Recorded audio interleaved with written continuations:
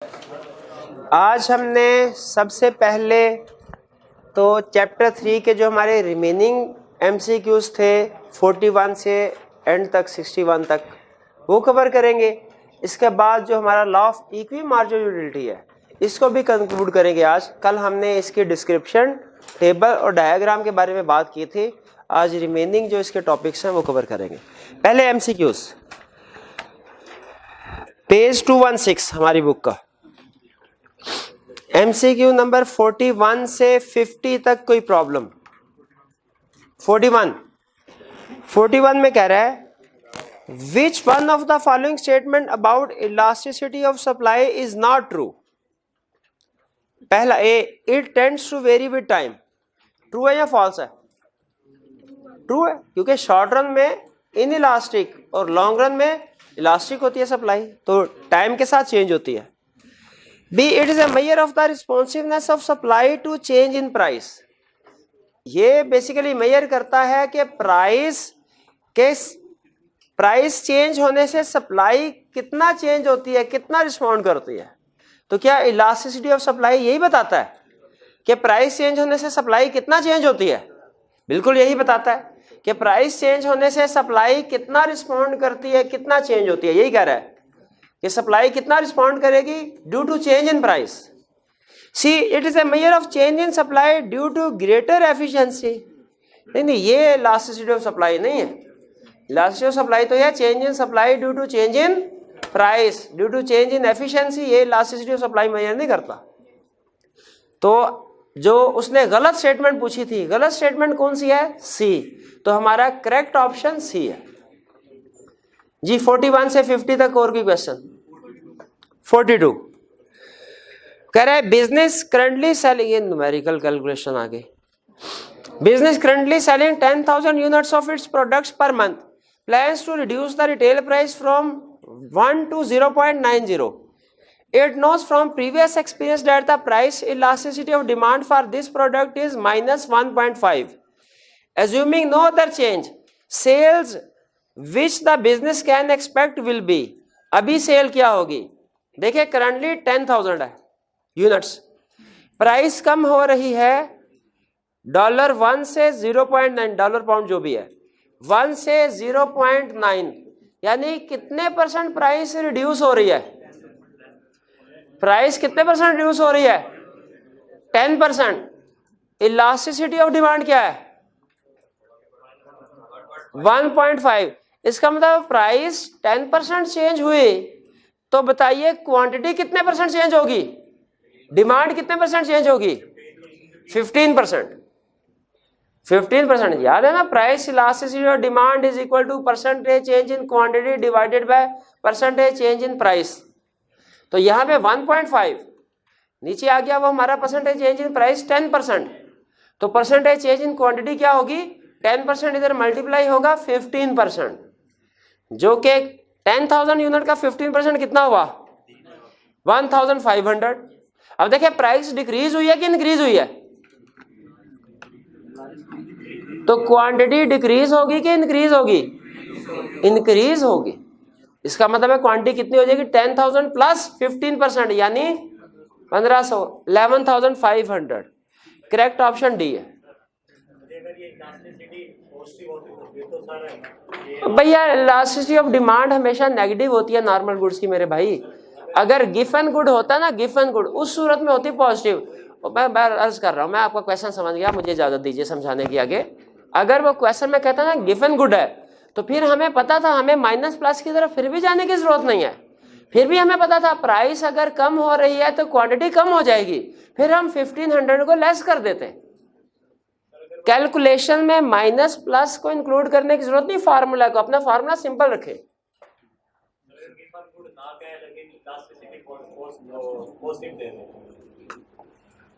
कुछ क्वेश्चंस ऐसे हैं जिनमें उसने ये नहीं बताया कि गिवन गुड है, और इलास्टिसिटी ऑफ डिमांड के साथ कोई साइन भी नहीं लिखा, सिर्फ 1.5 लिखा है, कोई साइन नहीं है, 1.5 है। ये नहीं बताया गिवन गुड है कि नॉर्मल। बताइए क्या अज्यूम करें? नॉर्मल गुड है। नॉर्मल गुड एज्यूम कर। मेरे अल्लाह के बंदे, वही अर्ज कर रहा हूँ, एग्जाम क्वेश्चन में समटाइम वो इलास्टिसिटी के साथ साइन नहीं देता। अगर साइन नहीं दिया तो मैथ में आप इसको समझते हैं पॉजिटिव है। इकोनॉमिक्स में ये होता है कि जी अगर उसने कुछ मेंशन नहीं किया, हम नॉर्मल गुड अज्यूम करते हैं। किसी गुड के बारे में कुछ नहीं बताया, क्या अज्यूम करते हैं? नॉर्मल गुड अज्यूम करते हैं। और नॉर्मल गुड की इलास्टिसिटी ऑफ डिमांड क्या होती है? वो माइनस होती है। ठीक है, तो किस नतीजे पे पहुंचे हम कि अगर उसने हमने फार्मूला में ये कैलकुलेशन करते हुए माइनस का साइन यूज नहीं करना, अपनी कैलकुलेशन को सिंपल रख के परसेंटेज चेंज कैलकुलेट करना है कितना होगा। अब वो परसेंटेज चेंज ऐड करना है कि लेस करना है, वो देखेंगे प्राइस इंक्रीज हो रही है कि डिक्रीज हो रही है, उस हिसाब से डिसाइड करना। अगर वो क्वेश्चन में कहता है नॉर्मल गुड है तो प्राइस इंक्रीज हो रही है तो क्वांटिटी डिक्रीज कर देंगे।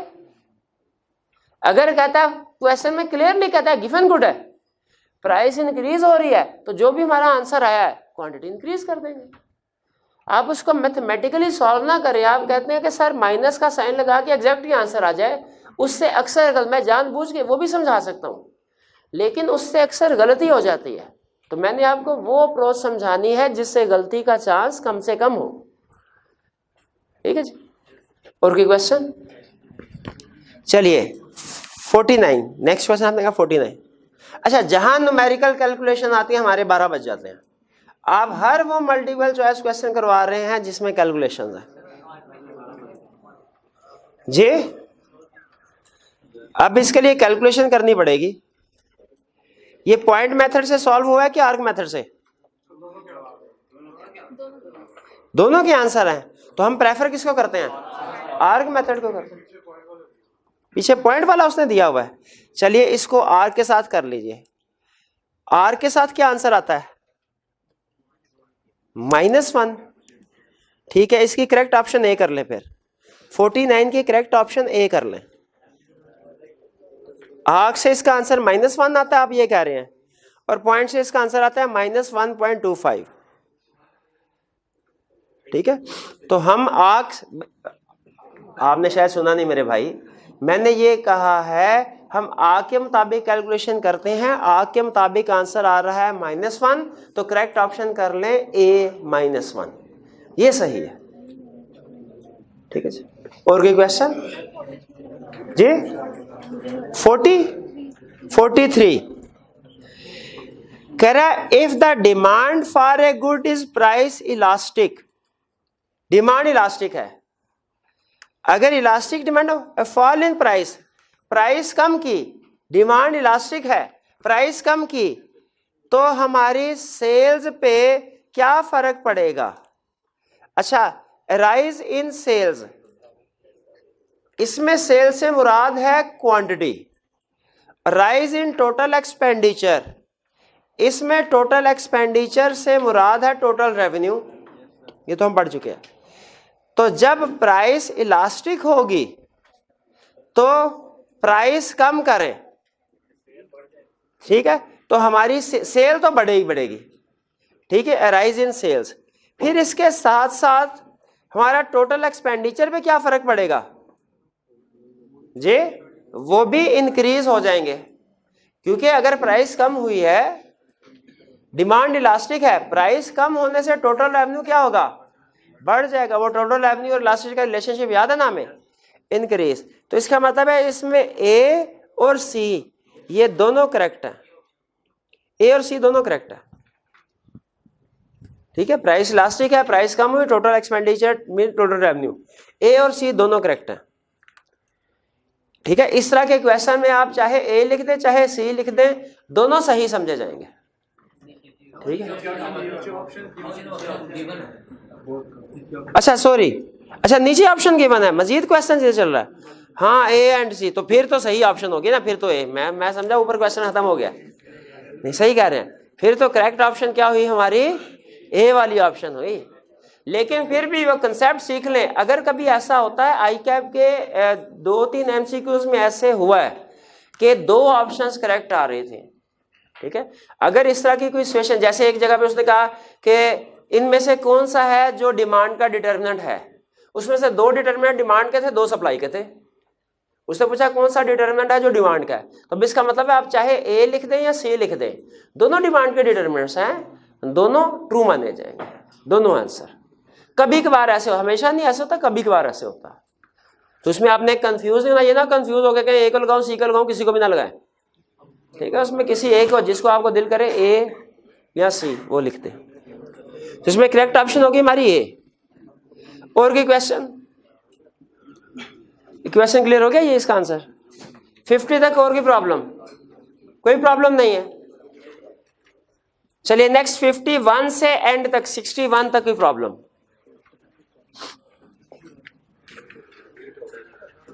जी 51 वो कहता है prices are most volatile, prices यानी फ्लक्चुएट करती हैं, प्राइसेस सबसे ज्यादा फ्लक्चुएट करती हैं कब? जब डिमांड इलास्टिक हो कि इनइलास्टिक, जब सप्लाई इलास्टिक हो या इनइलास्टिक। तो जब दोनों ही इनइलास्टिक हो तो फिर तो प्राइस सबसे ज्यादा फ्लक्चुएट करेगी, ठीक है। ये कंसेप्ट बताया हुआ ना कि जब अगर डिमांड और सप्लाई इनइलास्टिक हो तो फ्लक्चुएशन ज्यादा होती है प्राइस।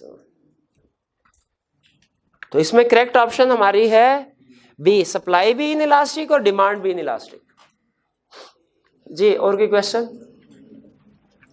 61 तक और कोई क्वेश्चन? रिपीट हो रहे हैं आगे? अच्छा चलें ठीक है, रिपीट हो रहे हैं तो ठीक है, फिर इसका मतलब कोई क्वेश्चन नहीं आपका इनमें। 52 if cross elasticity of demand between good X and Y is negative, then X और वाई जो है इनमें क्रॉस इलास्टिसिटी नेगेटिव हो तो क्या होगा? कॉम्प्लीमेंट है सब्स्टिट्यूट है? कॉम्प्लीमेंट। अगर पॉजिटिव है तो फिर इसका मतलब है सब्स्टिट्यूट है, अगर नेगेटिव है तो कॉम्प्लीमेंट। तो ये बी ऑप्शन करेक्ट है, ठीक है जी। 61 standard major for measuring demand and supply elasticity is क्या? यूनिटी 1, यानी 1 के अगेंस्ट मेजर करते हैं ना, 1 हो तो यूनिट इलास्टिक, 1 से ग्रेटर हो इलास्टिक, 1 से लेस हो इनइलास्टिक। तो हमारा जो यूनिट ऑफ मेजरमेंट है वो 1 है, यूनिटी, ए ऑप्शन जी। और कोई क्वेश्चन? तो एमसीक्यू चैप्टर 3 के क्लोज कर दें अब। चलिए आज हमारे एमसीक्यू चैप्टर 3 के कंप्लीट हो गए। इससे मुझे कम से कम ये पता चल गया है कि आपकी जो कैलकुलेशन वाला कंसेप्ट है वो वीक है, उससे आपने क्वेश्चन ज़्यादा पूछे हैं। तो जब इसका टेस्ट अब बनेगा तो उसमें मैं कैलकुलेशन वाले क्वेश्चन ज़्यादा इंक्लूड करूँगा। डिस्कशन का ये फ़ायदा होता है, वीक एरियाज पता चल जाते हैं। ये टेस्ट हो गया इसका, कोई बात नहीं, आगे असेसमेंट भी है, असेसमेंट भी है आपकी नेक्स्ट वीक में। हाँ जी असेसमेंट। अच्छा आपको टेस्ट में और असेसमेंट में फ़र्क पता है क्या है? टेस्ट होता है हमारा वीकली बेसिस पे, यानी उसमें जो लेटेस्ट टॉपिक है वही एग्जामिन किया जाता है। जो असेसमेंट होती है वो एग्रीगेट बेसिस पे होती है, उसमें आपके प्रीवियस टॉपिक भी इंक्लूड किए जाते हैं, वरना आप भूल जाते हैं फिर, ठीक है। तो आपकी जो असेसमेंट होगी प्रोबेबली नेक्स्ट वीक में प्लान्ड है, तो असेसमेंट में जहन में रखिएगा आपका चैप्टर 2, 3 और 4 जितना आपने पढ़ा होगा वो सारा शामिल होगा, ठीक है। मैं उनसे डेट कंफर्म कर लेता हूँ, उसके बाद आपको फाइनल सिलेबस बताऊंगा, लेकिन अभी कम से कम इतना बता रहा हूँ, चैप्टर 2 और 3 कंफर्म में शामिल होंगे। चैप्टर 4 कितना शामिल होगा असेसमेंट में, ये मैं आपको 1-2 दिन में बता दूंगा मैनेजमेंट से डिस्कस करके। जी प्रीवियस लेक्चर में कोई क्वेश्चन पूछना चाहते हो पूछ लें।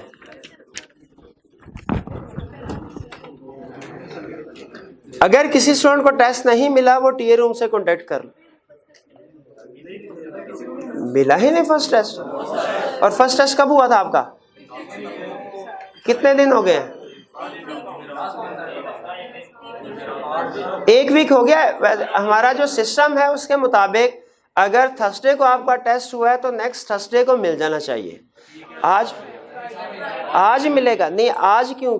उसे कल डिस्ट्रीब्यूट, कल क्लास में डिस्ट्रीब्यूट हो जाना चाहिए था। आज अगर अभी तक क्लास में डिस्ट्रीब्यूट नहीं हुआ इसका मतलब आज भी नहीं मिलेगा आपको, वो फिर कल मिलेगा। चले मैं उसके कान खींचता हूँ। नहीं भाई, सिस्टम है, सिस्टम की वीकनेस नहीं होती। चलिए ठीक है, इस इशू को छोड़ दीजिए। टॉपिक से रिलेटेड कोई क्वेश्चन है तो पूछिए जी। जी बिल्कुल। नहीं मेरे भाई, ये काउंटिंग का कंसेप्ट आप लेके आए हैं। टोटल इकोनॉमिक्स में याद रखिए, टोटल एक्सपेंडिचर और टोटल रेवेन्यू इक्वल होते हैं। मैं बताया था अकाउंटिंग का कंसेप्ट क्या कहता है, रेवेन्यू ज्यादा होंगे, एक्सपेंडिचर कम होंगे, दरमियान में प्रॉफिट मार्जिन होता है। असल में इकोनॉमिस्ट टोटल एक्सपेंडिचर में प्रॉफिट को शामिल करते हैं। ये कंसेप्ट हमने पढ़ना चैप्टर 5 में, फर्म इक्विलिब्रियम में। इकोनॉमिस्ट क्या करते हैं, अपना प्रॉफिट जो है वो कॉस्ट में, एक्सपेंडिचर में शामिल करते हैं। अकाउंटेंट ऐसा नहीं करते। इकोनॉमिस्ट क्यों ऐसा करते हैं, ये हम उस चैप्टर में सीखेंगे। और सीखने के बाद आप कहेंगे सर वाकई ठीक है, ऐसे ही होना चाहिए। अभी आप कह रहे हैं नहीं सर ये तो बिल्कुल गलत है, ऐसा कैसे हो सकता है, यही सोच रहे हैं ना? नहीं हो सकता है बिल्कुल। ये जब टॉपिक आएगा उसमें एक कंसेप्ट समझाऊंगा। अभी फिलहाल समझिए, total revenue, total expenditure, total outlay, ये एक ही चीज के नाम है, ठीक है? ये एक बराबर होती है। क्योंकि इसकी एग्जाम्पल देते हैं छोटी सी। वो कहते हैं कि जी अगर आपने एक बंदे को कोई चीज बेची और उसने खरीदी, अगर 1000 रुपए की बेची, मैंने 1000 रुपए की इसको चीज बेची, ये भाई ने कितने की खरीदी? 1000 की खरीदेंगे, 800 की थोड़ी होगी, 1000 ही की खरीदेंगे ना। तो मेरा रेवेन्यू और इनका एक्सपेंडिचर ये इक्वल होगा, ठीक है जी। और कोई क्वेश्चन? कोई क्वेश्चन नहीं? चलिए आगे चलते हैं। आप law of equi marginal utility, मैंने आपको असाइनमेंट दी थी। असाइनमेंट अपने सामने रखिए, मैं देखूं कि क्या आपने ये असाइनमेंट की है और सही किया कि नहीं। असाइनमेंट अपने सामने रखे, फौरन दिखाइए। बिल्कुल ठीक, शाबाश, बिल्कुल ठीक, शाबाश। असाइनमेंट किधर है आपका? अच्छा, एग्जाम में बताइए, हम क्या रेड पेन यूज कर सकते हैं? ब्लू यूज कर सकते हैं? सिर्फ ब्लैक यूज करना है। ये आपको पता है, एग्जाम में सिर्फ और सिर्फ ब्लैक पेन यूज करना है आपने, ठीक है? शाबाश, एक पेन उठा दीजिए जी। तो अगर आप कहें तो ये डायग्राम एक दफा आपके सामने बना दूं? चले, आपने ध्यान रखना है डायग्राम बनाते हुए मेरा, कहीं मैं सही डायग्राम ना बना दूं। अच्छा, सबसे पहले तो मुझे टेबल बनाना है। टेबल साइड में करके छोटा सा टेबल बना देते हैं।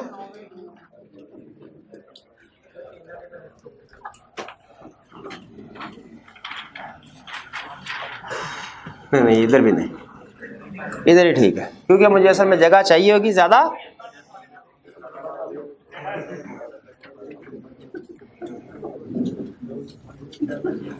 इधर यूनिट्स, इधर marginal utility of good A, marginal utility of good B.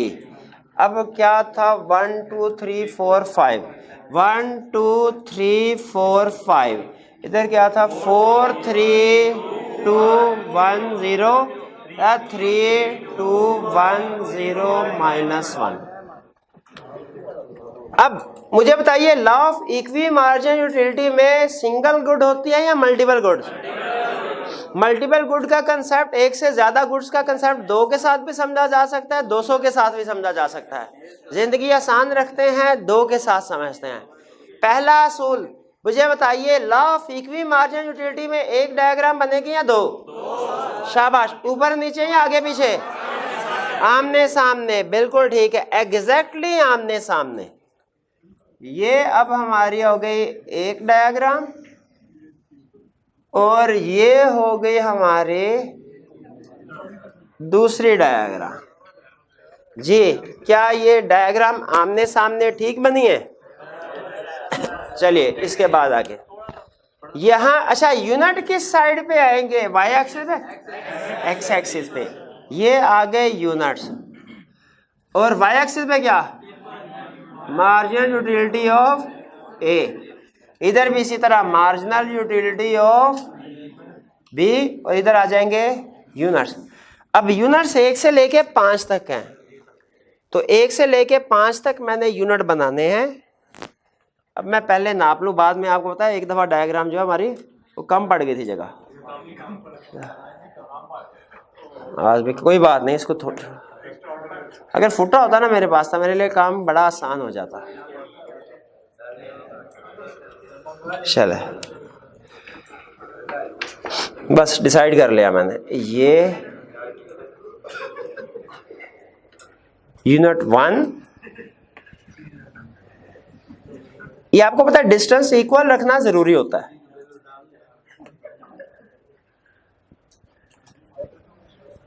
पांच, बस ये हो गया, 1 2 3 4 5।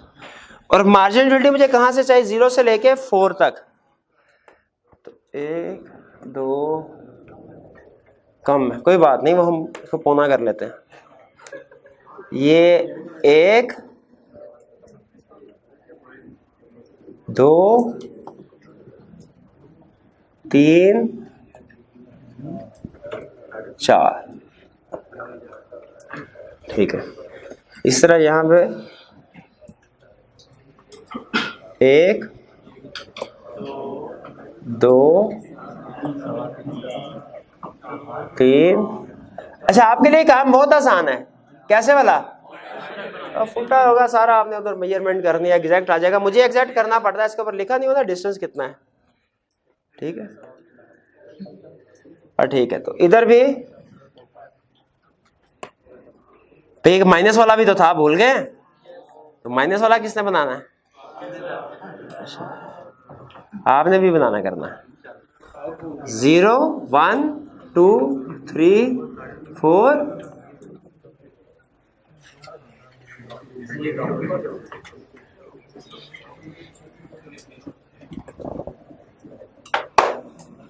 ये थोड़ा सा ज्यादा, नहीं कोई बात नहीं, अब इसको ठीक कर ले। ये ले और ये ले, ये 4 1 2 3 4 1 2 3 4। अब यहां पे डिस्टेंस रखा,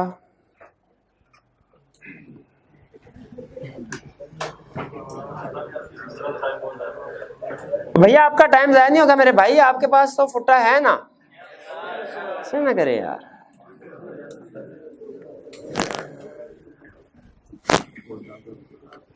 एक तो काम करवाते हैं मेरे से और फिर कहते हैं टाइम ज़ाया हो रहा है। चलिए,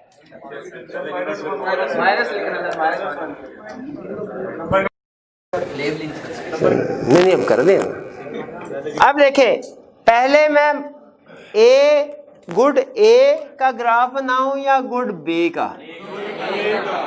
ए का, पहले ए का बना लेते हैं। मुझे बताइए यूनिट 1 पे मार्जिन यूटिलिटी कितनी है? 4। यूनिट 1 मार्जिन यूटिलिटी 4, ये पॉइंट आ गया। यूनिट 2 पे मार्जिन यूटिलिटी कितनी है?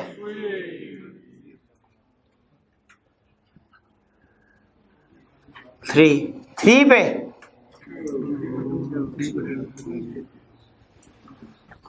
4 पे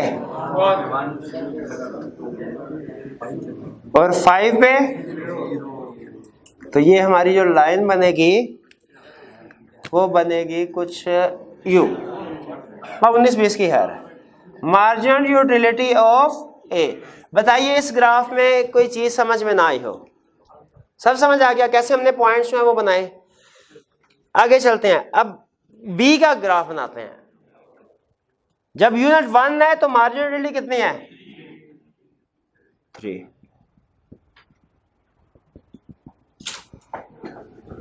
और यूनिट 2 है तो मार्जिनल यूटिलिटी कितनी है?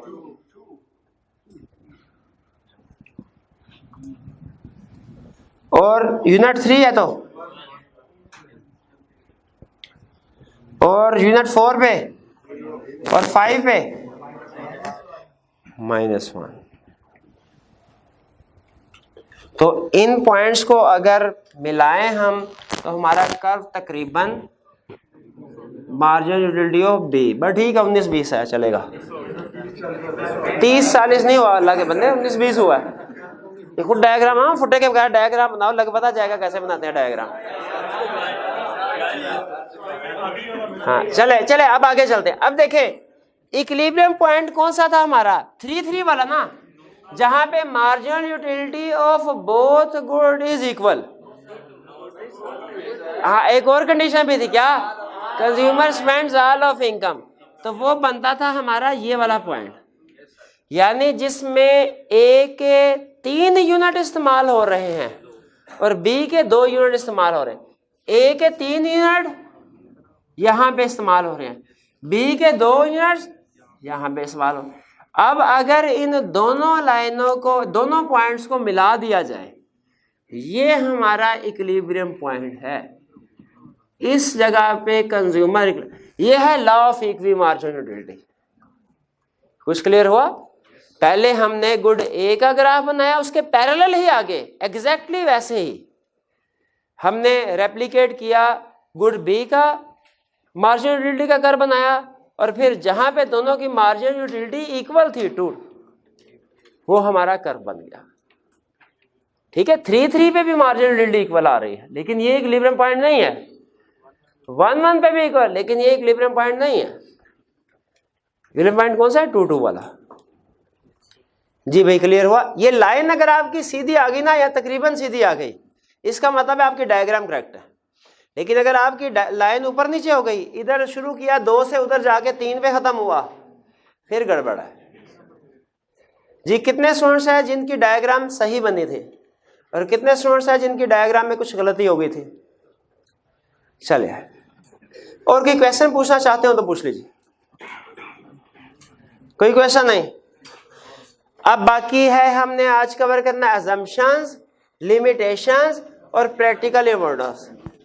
तो स्टार्ट करें। अब ये थ्योरेटिकल ही है कंसेप्ट, टेक्निकल और जो हमारा ग्राफ वाला था वो अहम वाला हिस्सा हमने कर लिया है, लेकिन एग्जाम में थ्योरेटिकल क्वेश्चन भी पूछ सकता है, इसलिए हमने इन कंसेप्ट्स को भी कवर करना है। सबसे पहले अजम्पशंस। पहली अजम्पशन कह रहे हैं law of diminishing marginal utility also operates. Law of diminishing marginal utility भी ऑपरेट होना चाहिए। खुद बताइए, क्या इसमें law of diminishing marginal utility operate हो रहा है? क्या इसमें भी law of diminishing marginal utility operate हो रहा है? बिल्कुल हो रहा है। तो पहली अजम्पशन, दोनों डायग्राम पे law of diminishing marginal utility operate होना चाहिए। ये समझ आ गई अजम्पशन। अगली कह रहा है cardinal measurement of utility is possible. ये तो हम पढ़ चुके हैं, आपको उधर ही बता दिया था मैंने law of diminishing marginal utility में, कि ये अजम्पशन आपको law of equi marginal utility में भी मिलेगी, और यही अजम्पशन आपको इंडिफरेंस कर्व में भी नहीं मिलेगी, क्योंकि इंडिफरेंस कर्व वाले कहते ही यही है कि कार्डिनल मेजरमेंट पॉसिबल नहीं है। हाँ बिल्कुल, वो उधर नहीं, उधर ऑर्डिनल मेजरमेंट आएगी। सेकेंड अजम्पशन समझ आ गई। Third assumption, consumer is rational and wants maximum satisfaction. ये आपको बताया था इकोनॉमिक्स की हर थ्योरी में यही अजम्पशन है। ये तो आपको मिलेगी यूटिलिटी अप्रोच में भी, और आपको मिलेगी ये इंडिफरेंस कर्व में भी। कंज्यूमर, इकोनॉमिक्स पागलों को थोड़े डिस्कस करती है, तो रैशनल कंज्यूमर को डिस्कस करती है। रैशनल कंज्यूमर का मतलब जो, हाँ नहीं अक्लमंद होना जरूरी नहीं, आम इंसान। रैशनल का मतलब आम इंसान, हाँ, वरना इधर सारे अक्लमंद थोड़ी बैठे हुए हैं। हाँ आगे चलते हैं। Fourth, consumer has perfect knowledge of utilities derived from good. बताइए ये law of diminishing marginal utility में पढ़ी थी अजम्पशन कि नहीं? कि इसका मतलब क्या है? कंज्यूमर जैसे ही किसी गुड को देखता है, उससे उसके ऊपर एक नंबर नजर आता है, जो क्या होता है? उस गुड की utility. Consumer has perfect knowledge of utilities of goods. जैसे ही किसी को देखता है किसी चीज को, उससे उसकी यूटिलिटी नजर आ जाती है। ये अजम्पशन, ये अनरियलिस्टिक अजम्पशन है। Consumer has fixed limited income. Consumer की फिक्स्ड इनकम है। अगर कंज्यूमर की इनकम अनलिमिटेड होती तो बताइए क्या वो नेक्स्ट यूनिट भी ना परचेज कर लेता? वो नेक्स्ट यूनिट भी परचेज कर लेता। Consumer has fixed limited income. फिर price of goods are unchanged. कह रहा प्राइसेस अनचेंज रहनी चाहिए, कहीं ऐसा ना हो कि दरमियान में कहीं प्राइस चेंज हो जाए। अभी हमने क्या प्राइस रखी थी दोनों गुड्स की? 5 इनकम थी मेरे भाई, 5 इनकम थी, प्राइस तो 1 और 1 थी। ए गुड की कितनी प्राइस थी? 1। बी की कितनी थी? 1। 5 उसकी टोटल इनकम थी। प्राइस, क्योंकि प्राइस चेंज होगा तो क्वांटिटी में गड़बड़ हो जाएगी, फिर हम उतने यूनिट नहीं खरीद सकेंगे, कम खरीदेंगे, वो गड़बड़ हो जाएगी। तो prices same. Marginal utility of money is constant. देखिए इकोनॉमिक्स में बल्कि हर सब्जेक्ट में हर चीज समझने समझाने वाली नहीं होती, कुछ चीजें ऐसी होती हैं उनका बेहतरीन इलाज क्या होता है, रटा लगा देना चाहिए। मैं जब सीए कर रहा था, हमारे सामने मॉड्यूलर सिस्टम होता था मॉड्यूल ए में, बल्कि वो टेस्टिंग सिस्टम जो भी AFC है ना, AFC। और मेरा एक दोस्त होता था क्लास में, वो एक बात कहा करता था, मुझे उस दोस्त का नाम भूल गया, उसकी बात याद है अभी। वो कहता था रटाफिकेशन इज द बेस्टिफिकेशन फ्रॉम ऑलफिकेशन। शाबाश, ठीक है। तो मैं अब याद है, लेकिन इसका यह मतलब नहीं है मैं इसे एग्री करता हूँ, लेकिन कुछ जगहों पे रटा लगा लेना बेहतर होता है। जैसे कि 7वीं assumption, marginal utility of money is constant, ठीक है, marginal utility of money is constant. अब मैंने कह दिया ना कि इसका रटा लगाना नहीं, आप सारी अजम्पशन छोड़ देंगे, बस इसको समझना शुरू हो जाएंगे। इसमें क्या ऐसी चीज है जो सर ने कहा है इसका रटा लगाना समझना नहीं है। 10वें नंबर पे लिख दें, चले इसको 10वें नंबर पे आप लिख दीजिए। फिर कंज्यूमर हैज मैनी वांट्स। असल में इसको एंड में इसलिए नहीं लिखा, एंड पे जाके जो लास्ट इंपैक्ट होता है ना वही ज़हन में रहता है। तो आपके ज़हन में ये रहना था सर ने एंड पे करवाया तो रटाई है, अरे मैं ये इंपैक्ट नहीं, इसलिए मैंने एंड पे नहीं, आप एंड पे करना चाहे कर सकते। कंज्यूमर हैज मैनी वांट्स, ये समझ आती है बात। लॉ ऑफ डिमिनिशिंग वैल्यू में भी यही असम्पशन थी ना, लॉ ऑफ डिमिनिशिंग वैल्यू में यही असम्पशन थी ना, ये नहीं थी। कौन सी वाली थी उसमें, सिंगल वांट थी, इधर मैनी वांट है, शाबाश। Wants and goods can be substituted and are divisible, ये टेक्निकल बात है, ये असम्पशन यहीं पे आई है। फिर पढ़ते हैं, वांट्स एंड गुड्स आर सब can be substituted and are divisible. देखिए हमारी कुछ ज़रूरियात ऐसी होती हैं जिनको हम दूसरी ज़रूरियात के साथ एक्सचेंज कर सकते हैं। फॉर एग्जाम्पल, हम गए, घर से बाहर निकले आउटिंग के लिए कुछ खाने पीने के लिए, तो हम एक्सचेंज कर सकते हैं। क्या हम हो सकता है बर्गर खाएं, हो सकता है पिज़्ज़ा खाएं, एक्सचेंज कर सकते हैं, इसमें ये सब्स्टिट्यूट किया जा सकता है। हो सकता है हमें ज़्यादा भूख लगी, हम कहें हम 2 बर्गर 2 पिज़्ज़ा खाएंगे, या हम 3 बर्गर 1 पिज़्ज़ा खाएंगे, या हम 4 बर्गर 0 पिज़्ज़ा, या 4 पिज़्ज़ा 0 बर्गर, एक्सचेंज कर सकते हैं, पेट ही भरना है ना। लेकिन कुछ चीज़ें ऐसी होती है जिनको एक्सचेंज सब्स्टिट्यूट नहीं किया जा सकता, ठीक है। जैसे फर्ज कीजिए मैं आपसे कहूँ हाँ भैया गाड़ी चाहिए कि घर चाहिए, अब कहेंगे सर दोनों ही चाहिए, आप देखें आधी गाड़ी, मैं कहूँ नहीं, law of equity marginal utility कहता है कॉम्बिनेशन ऑफ गुड्स होना चाहिए। तो तुम ऐसा करो कि घर ले लो 2 दीवारें और छत के बगैर, और गाड़ी ले लो गाड़ी ले लो इंजन के बगैर, ठीक है। तो 2 पहिए नहीं होंगे उसमें। अब बताइए क्या आपके किसी काम की है ये चीजें, किसी काम की नहीं है। घर की छत नहीं है तो क्या करना है, कुछ भी नहीं। और गाड़ी का इंजन नहीं है तो धक्का लगाएंगे, उससे बेहतर है पैदल। तो इसका मतलब है दुनिया में हर चीज सब्स्टिट्यूट नहीं की जा सकती दूसरी चीज के साथ, हर चीज को डिवाइड नहीं किया जा सकता। घर से निकले, हमने कहा भाई सेब भी है और माल्टा भी है, तो हम ये कह सकते हैं अच्छा यार 12 सेब और 12 माल्टे, नहीं ऐसा करते हैं 18 सेब और 6 माल्टे कर लेते, कर सकते हैं, ये सब डिविजिबल है, डिविजिबल है। लेकिन अगर आप घर को डिवाइड करना चाहे, गाड़ी को डिवाइड करना चाहे, तो सब डिवीजन पॉसिबल नहीं होते। तो गुड्स जो आप खरीदते हैं, अभी हमने तो एग्जांपल सिंपल रखी है ना, एग्जांपल ही वो दे जिसमें आगे क्वेश्चन ही ना पैदा हो सर ये एक्सचेंज पॉसिबल नहीं है, एग्जांपल ही वो रखी इजी वाली।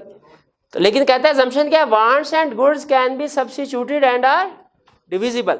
लेकिन याद रखें हर गुड डिविजिबल नहीं होते। इसका मतलब है जो गुड्स डिविजिबल नहीं है, सब्स्टिट्यूट नहीं की जाए, उन पे ये लॉ अप्लाई, और जिस चीज पे लॉ अप्लाई ना हो इकोनॉमिक्स में से क्या कहते हैं, एक्सेप्शंस या लिमिटेशंस। तो इसका मतलब है लिमिटेशन में सबसे पहली लिमिटेशन तो समझ आ गई आपको, क्या, इंडिविजिबिलिटी ऑफ गुड्स, कि कुछ गुड्स ऐसी होती हैं जो डिविजिबल नहीं है। हाँ, इनविजिबिलिटी, इंडिविजिबिलिटी होना चाहिए, इनडिविजिबिलिटी, INDIVISIBILITY,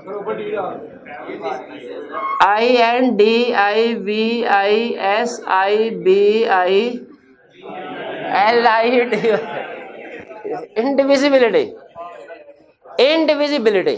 भाई कंसेप्ट समझ आ गया ना? एक कंसेप्ट समझ में आना चाहिए अल्फाज में क्या रखा है। इंडिविजिबिलिटी ऑफ गुड्स कि कुछ, ये समझ, ये इससे रिलेट करता है कि कुछ गुड्स डिविजिबल नहीं होती, ये समझ आ गया। आगे कहता है कंज्यूमर इग्नोरेंस, कहता है कंज्यूमर को तुमने कहा परफेक्ट नॉलेज है, क्या कंज्यूमर के पास परफेक्ट नॉलेज होता है कि किस गुड की कितनी यूटिलिटी है?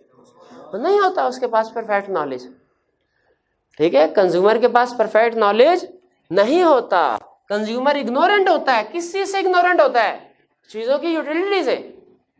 उसे नहीं पता इस चीज की यूटिलिटी कितनी है, इस चीज की यूटिलिटी कितनी है। Consumer do not make conscious calculation, कहता है अगर उसको पता भी हो ना, फर्ज करो अगर उससे यूटिलिटी का पता भी हो, तो मुझे बताओ मार्केट में कोई चीज लेने जाएगा, उधर बैठ के कैलकुलेटर पे हिसाब किताब कर रहा होगा, कंप्यूटर भी साथ ले जाएगा, सारी चीजों की यूटिलिटी रखी, देखा फार्मूला लगा के किस में यूटिलिटी सबसे ज्यादा है वो चीज खरीद ली। कहता है ऐसे थोड़ी होगा। कंज्यूमर कैलकुलेशंस में नहीं पड़ता, कंज्यूमर चीजें खरीदते हुए डिटेल कैलकुलेशन में नहीं पड़ता। अगला पॉइंट भी इससे मिलता जुलता है, वो डिटेल कैलकुलेशन में नहीं पड़ता, बल्कि अक्सर कस्टम्स एंड फैशन की बेस पे बाइंग कर लेता है, चीजें खरीद लेता है। हम आप खुद देखते होंगे, हम बहुत सी चीजें ऐसी खरीदते हैं जिनकी हमें जरूरत तो नहीं होती, बस दूसरों को दिखाना होता है। फैशन का यही मतलब होता है ना, दूसरों को दिखाने के लिए। जितनी भी चीजें फैशनेबल है उनका हमारे से ताल्लुक थोड़ी होता है। फैशनेबल गुड्स, फटी हुई पैंटें, हाँ जी बिल्कुल सही है, जरूरत तो नहीं है लेकिन फिर भी हम फैशन की वजह से परचेज कर लेते। उसी तरह हमें हो सकता है, फॉर एग्जाम्पल हो सकता है हमारा काम जो है छोटी गाड़ी से भी चल सकता हो, उसमें यूटिलिटी ज्यादा है। ये ज्यादा बेहतर है कि आप छोटी गाड़ी खरीदें और फिर अपना घर बना लें साथ, लेकिन वो कहेंगे नहीं, हम घर जो है किराए का हो, गाड़ी बड़ी होनी चाहिए। ठीक है, ताकि लोगों को घर किराया क्या कि अपना, ये किसी को थोड़ी नजर आएगा, लेकिन गाड़ी जो है वो एक आपने मुहावरा भी सुना होगा, बड़ा मशहूर है, या किसी के मुंह से शायद बात सुनी हो कि खाया हुआ किसी को नजर नहीं आता, पहना हुआ सबको नजर आता है। लेकिन मुझे ये बताइए, हमें ज्यादा जरूरत खाने की होती है, पहनने की भी, सादा भी पहना जा सकता है।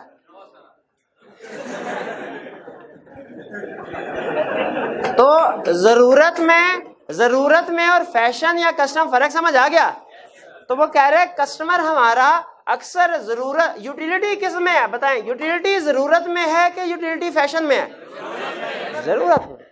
ठीक है, तो इसलिए कहता है कि कस्टमर जो है वो कस्टमर फैशन की बेस पे भी बाइंग करता है, वो यूटिलिटी को सामने रख के बाइंग नहीं करता। आपका ख्याल है सारे कस्टमर ये सारी कैलकुलेशन हिसाब किताब रख के बाइंग कर रहे होंगे? नहीं, वो घर से माइंड बना के जाते हैं चीज खरीदनी है बस लेके वापस। अदर लिमिटेशंस ऑफ लॉ, इस लॉ की दूसरी भी लिमिटेशंस है भाई। और क्या लिमिटेशंस है? वो कहता है utility can not be ordinary measured. वो कहता है ये तो हमारा बेसिक डिफरेंस ऑफ ओपिनियन है ना, ये तो तुमने एतराज करना ही करना था लिमिटेशन वाले ने। ठीक, फिर इसका marginal utility of durable goods are difficult to compare with marginal utility of perishable good. इसको जरा निशान लगाएं, अगर कभी जिंदगी में याद रह गया तो ये कंसेप्ट आपके जो फाइनल सीफएफ लेवल पे एक सब्जेक्ट है बिजनेस फाइनेंस डिसीजन, उसमें एक पूरा टॉपिक इस चीज के ऊपर है। बता क्या रहा है भला? ये कंसेप्ट कोशिश करें कि समझ लें, यहीं पे वहां पे चल के आसानी होगी, नहीं तो याद तो कर ही लेंगे हम। वो कहता है अच्छा मुझे बताइए कि एक सेब आपने खाया, यूटिलिटी मिली। दूसरी ऑप्शन टीवी खरीदा, उससे भी यूटिलिटी मिली। कहता है इसको आप कंपेयर नहीं कर सकते, क्योंकि टीवी सेब से आपको यूटिलिटी मिली, ये क्या 1 घंटा 2 घंटे 3 घंटे तक इसका टेस्ट रहेगा आपके पास, यहाँ आपको अंदाजा होगा, सेटिस्फेक्शन मिलेगी। कहता है टीवी जो है ये 5 साल 8 साल 10 साल तक चलेगा, जब जब इसको देखेंगे तब तब यूटिलिटी मिलती रहेगी। तो जब चीजों का लाइफ डिफरेंट हो, चीजों की लाइफ डिफरेंट हो, ये कंसेप्ट ध्यान में रखिएगा। जब चीजों की लाइफ डिफरेंट हो तो उनकी प्रॉफिटेबिलिटी या उनकी यूटिलिटी कंपेयर करना मुश्किल हो जाता है। जब चीजों की लाइफ डिफरेंट हो, यहां पे कंसेप्ट क्या कह रहा है, यहां पे कंसेप्ट कह रहा है जब एग्रीकल्चरल गुड और ड्यूरेबल पेरिशेबल गुड और ड्यूरेबल गुड की यूटिलिटी को कंपेयर करना मुश्किल है। क्यों मुश्किल है? पेरिशेबल गुड ने जल्दी खत्म हो जाना है, ड्यूरेबल गुड 60 साल तक फायदा देती रहेगी। यहां पे कंसेप्ट क्या सिखा रहा है कि पेरिशेबल गुड्स और ड्यूरेबल गुड्स दोनों की यूटिलिटी को कंपेयर करना मुश्किल है। सीफैब लेवल पे उस सब्जेक्ट में क्या सीखेंगे कि एसेट्स जिनकी लाइफ डिफरेंट हो उनकी प्रॉफिटेबिलिटी कंपेयर करना मुश्किल है। देखिए कंसेप्ट वही बन रहा है ना, ये इसकी बेस है, आगे चल के आप सीखेंगे। ठीक है, तो इस कंसेप्ट को ध्यान में रखिएगा, खास तौर पे इस हवाले से कि एडवांस लेवल पे जाके हमने ये चीज सीखनी है। जी लिमिटेशंस भी क्लियर हो गई, आगे क्या रह गया? Practical importance. देखिए एक तो इस लॉ की थ्योरेटिकल इंपॉर्टेंस है, क्या कि एग्जाम में आएगा, धड़ाधड़ छापेंगे, अजम्पशन पूछे, लिमिटेशन पूछे, डायग्राम पूछे, 5 मिनट में डायग्राम बना के ये डायग्राम पढ़िए और पास हो जाएंगे। ये तो हो गई इसकी थ्योरेटिकल इंपॉर्टेंस। और कहता है क्या प्रैक्टिकल लाइफ में भी law of equi margin utility की कोई इंपॉर्टेंस है? हम कहेंगे है ना, है क्या? हम कहेंगे कंज्यूमर के लिए बताएं कि प्रोड्यूसर के लिए? वो कहेगा दोनों के लिए बताओ ना। हम कहेंगे सुन, कहते हैं कंज्यूमर के लिए प्रैक्टिकल इंपॉर्टेंस क्या है कि अगर वो अपने इस law of equi margin utility से उसे पता चलता है कि उसे डिफरेंट गुड्स के ऊपर अपनी इनकम को कैसे एलोकेट करना चाहिए ताकि मैक्सिमम ऑप्टिमम सेटिस्फैक्शन मिले उसे। कंज्यूमर को law of equi margin utility की मदद से क्या पता चलता है कि उसके पास जितनी भी इनकम है उसने किस चीज के ऊपर कितनी इनकम लगानी है। ये ना आने वाला इनकम लगाता रहे और उसको ऑप्टिमम सेटिस्फैक्शन तो नहीं मिल सकेगी। देखिए इसमें क्या इस कंज्यूमर को पता चल रहा है मैंने गुड डे पे कितने यूनिट लगाने हैं, कितने यूनिट लगाने हैं? 3। और गुड बी पे कितने लगाने हैं? 2। उसी तरह हर कंज्यूमर को जो law of equi margin utility के मुताबिक डिसीजन करेगा उसे पता चल जाएगा कि किस डिफरेंट गुड्स में से किस गुड के ऊपर उसे कितनी इनकम एलोकेट करनी चाहिए। ये तो हो गया कंज्यूमर के लिए। प्रोड्यूसर के लिए क्या है? To achieve optimum allocation. ये भी ऑप्टिमम एलोकेशन होता है किसमें? Of resources on production. इसे पता चलेगा कि उसने किस चीज को प्रोड्यूस करने में कितने रिसोर्सेज लगाने हैं। जैसे कंज्यूमर ने चीजें कंज्यूम करनी होती है ना, प्रोड्यूसर ने चीजें आपको पता है प्रोड्यूस करनी होती है। जब प्रोड्यूसर चीजें प्रोड्यूस करता है, ठीक है, तो बताइए क्या उसे हर चीज प्रोड्यूस करनी चाहिए या वो वाली चीज जिसकी प्रॉफिटेबिलिटी ज्यादा है उसे ज्यादा प्रोड्यूस करना चाहिए, जिसकी प्रॉफिटेबिलिटी कम है उसे कम प्रोड्यूस करना चाहिए। तो जैसे कंज्यूमर के लिए कंसेप्ट है कि जिसकी मार्जिन यूटिलिटी ज्यादा है उसे ज्यादा प्रोड्यूस करो, सॉरी जिसकी मार्जिन यूटिलिटी ज्यादा से ज्यादा कंज्यूम करो, ज्यादा खरीदो, और जिसकी कम है उसे छोड़ दो। उसी तरह प्रोड्यूसर के लिए भी सिमिलर कंसेप्ट है कि जिस चीज की प्रॉफिटेबिलिटी प्रोडक्टिविटी ज्यादा है वो ज्यादा प्रोड्यूस करो और जिसकी प्रोडक्टिविटी कम है वो कम करो। यह समझ आया आपको? कंज्यूमर वाला पॉइंट आपको निस्बतन आसानी से समझ आ गया होगा। प्रोड्यूसर वाला आपको थोड़ी सी प्रॉब्लम हुई होगी। पता क्यों? इसमें आपका कसूर नहीं है, इसलिए कि हमने थ्योरी सारी कंज्यूमर की पढ़े। चैप्टर बेसिकली कंज्यूमर से रिलेट कर रहा है, कंज्यूमर की तो हर चीज हम डिस्कस कर रहे हैं। प्रोड्यूसर वाला चैप्टर अभी आना है, उसमें चूंकि हमने ज्यादा कंसेप्ट डिस्कस नहीं किए हुए इसलिए आप कह रहे होंगे ये रिसोर्सेज पता नहीं क्या चीज है, ये प्रोडक्शन पता नहीं क्या चीज है। ठीक है, तो ये भी कंसेप्ट चूंकि हमने चैप्टर 5 में डिस्कस करने से अभी शायद आपको थोड़ी सी प्रॉब्लम करे, लेकिन उम्मीद है समझ आ गया होगा। ना भी समझ आया तो आपको पता ही है रट्टाफिकेशन इज द बेस्टिफिकेशन फ्रॉम ऑलफिकेशन। जी बिल्कुल। चलिए आज का लेक्चर यहाँ पे